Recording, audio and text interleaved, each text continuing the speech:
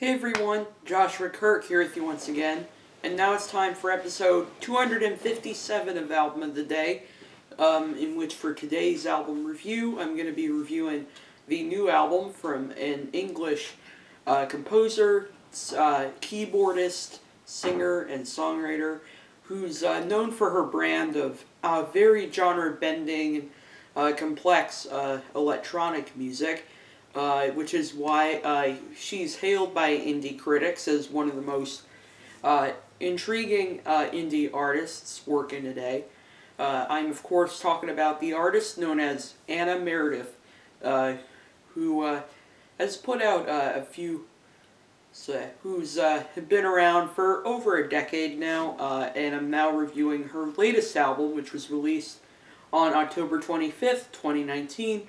And the album is called FIBS, and it's the follow-up to 2016's debut album, Varmints, an album I hadn't really listened to. I mean, I had heard of her around the time that album came out, but never really listened to her music necessarily. That is until I saw the movie 8th Grade in 2018, which, quite honestly, I do consider that my favorite movie of 2018. She did the score for that film, and I thought her score was very good in the way she could, capture moods and emotions with her sound. So around the time this new record came out, and I had heard some critical acclaim from some of my peers on YouTube, including Spectrum Pulse, Rick the Lie, Not Real Music. The list goes on and on of people who praise this album. So I decided to give it a shot, and boy am I glad I did, because this is definitely one of my favorite electronic albums of the year. It definitely is the kind of thing that is an electronic album, sure, but there's so much more to it. There are some elements of indie rock, some pop elements to the album, some classical elements in there.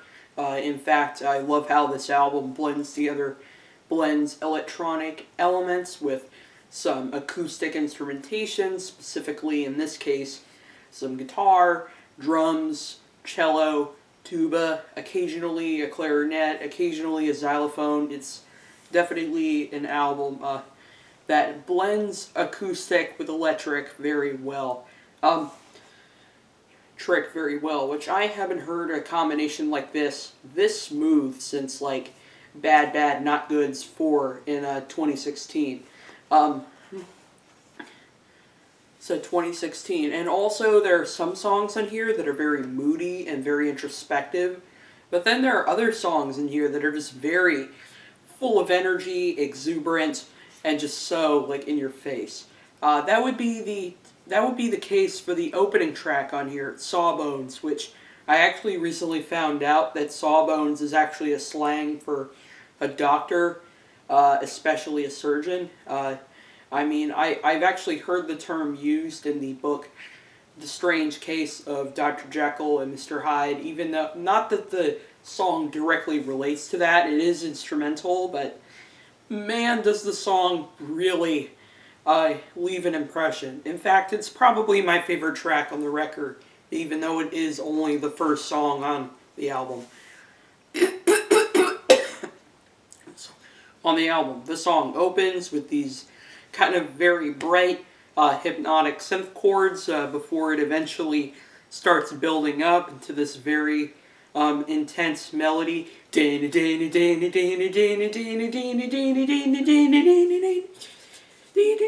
I feel like I'm being sucked into some musical psychedelic vortex once those urgent keys and guitars kick in. Then the song transitions into this very kind of fun, almost marching feel sort of section with some really nice guitar riffs and really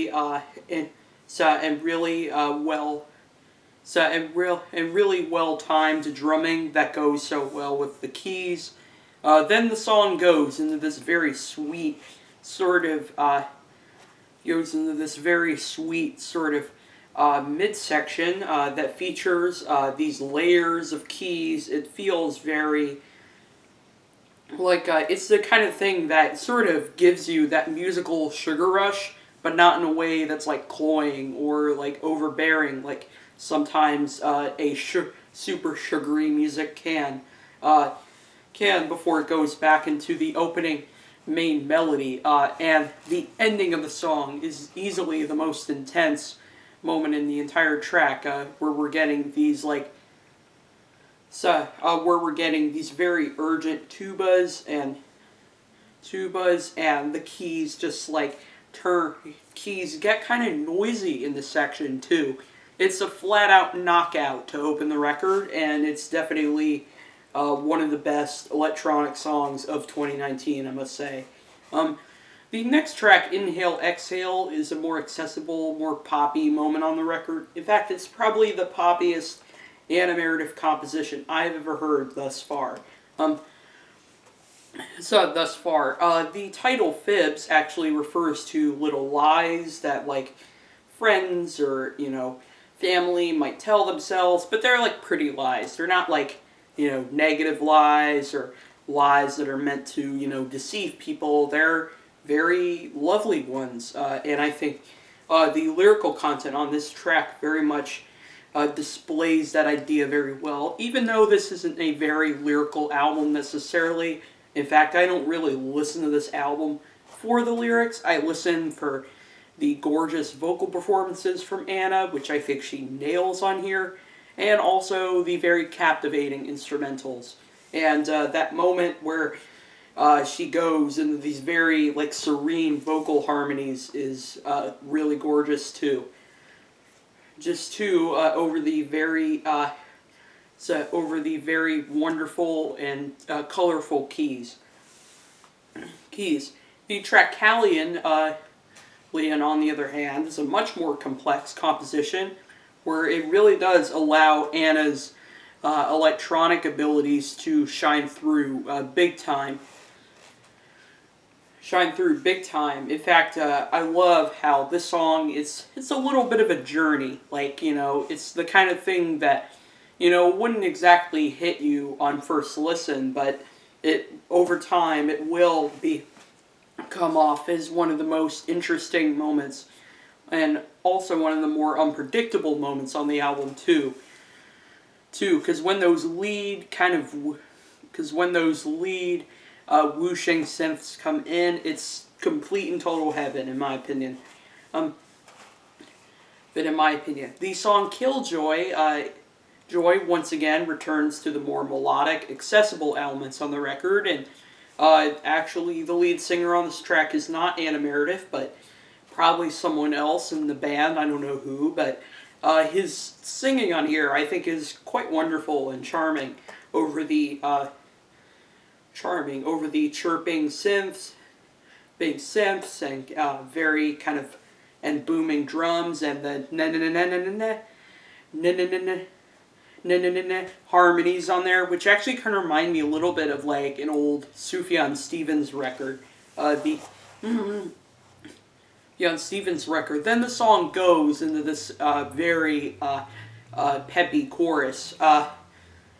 Back up, Killjoy, do it, don't go there, back down, Killjoy, I don't buy it. It's it's a little earworm that I just, can't get out of my head, and it's so good. Especially when Anna and her band start stacking up these vocal harmonies to kind of cascade at the end of the song is just awesome.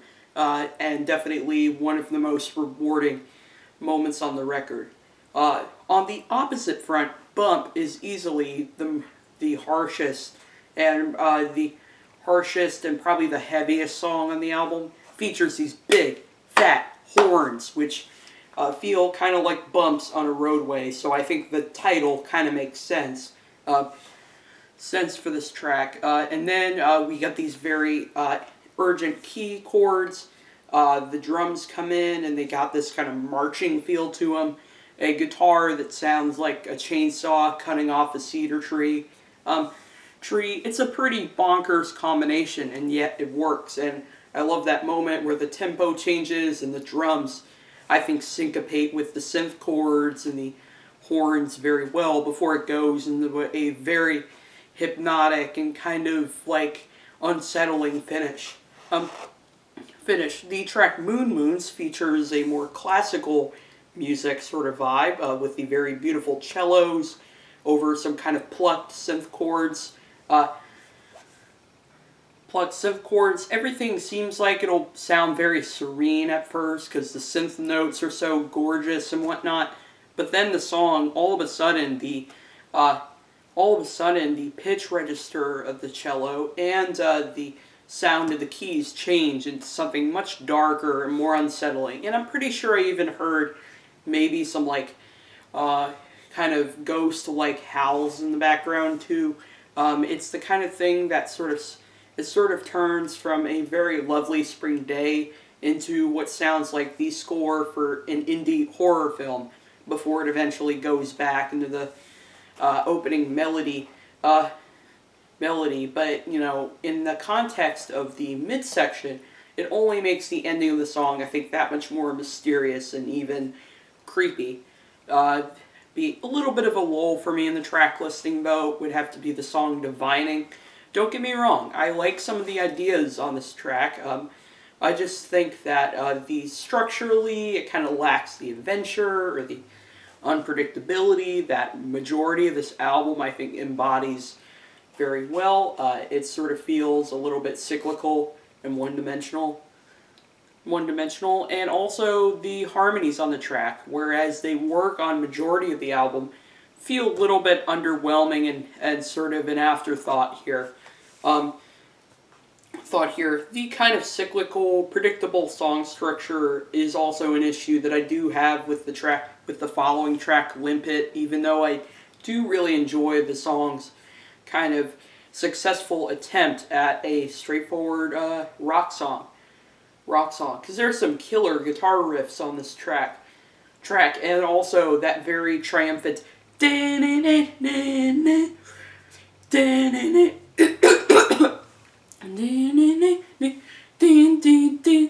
is like one of the most triumphant and rewarding moments on the album, and that's definitely one other element of the track that I do dig. The song Ribbons is easily one of the cutest things I've heard in 2019, which is saying a lot. It's the kind of adorable song that would give Caro Bonito a run for their money. Anna singing on the track, I think, is very gorgeous and sounds very honey-kissed and very just soothing on the ears. Over the very colorful plushy synth chords, which go well with the kind of charming tuba and kind of a thumping drum machine, and then there's that moment where we get these vocal harmonies of and the synths start creating all these lovely sweet layers, and I am just in complete and total heaven. And you know, it's just like, you know, it's just so adorable. Like, you know, I get that feeling big time on this track. I don't know why, but I just do. The song Paramour is probably my second favorite track on the record. I love the kind of adventure that it goes on. And I think the video for the song very much exemplifies the vibe that I get out of the song really well. It makes me feel like I'm on this nausea-inducing, like, toy train track, but in a good way, though. Don't get it twisted. And I love the way that the layers of instrumentation kind of slowly enter into the song. We initially get this one synth melody, but then we get another synth, and then a guitar, and a clarinet, and then eventually percussion, and then a tuba, and then it eventually builds into this like banner, banner, banner, banner, banner, It's an almost noisy kind of crescendo that it goes into, and it is awesome. It is awesome, and I also love how not only is the song very playful and fun, but also very noisy and kind of very noisy and disorienting too, especially in that really intense ending section, where the horns become very fat and the drums have this great sense of urgency. It's incredible. I'll tell you. The closing track on here, Unfurl, the closing track on here, Unfurl, though it is probably the mildest song on the entire album creatively, it is still a very beautiful and satisfying kind of breather to end the album. And I also love this lyrical idea where she sort of still has a true, like, childlike sense of wonder and curiosity and osity. It sort of reminds the lyrics on this album, though not a very major element of the record, remind me a little bit of, like, as what Rick the Lie said in his review for the album. It kind of sounds like something that would belong in a coming-of-age drama, which is kind of interesting given she has done the score for a coming-of-age drama, that being 8th grade. It's 8th grade, and also another track where I think this lyrical idea of telling little lies to yourself that are very lovely and adorable, like the track Ribbons, I think achieves that concept in the lyrics very well. Very well. Yeah, this is such an amazing record.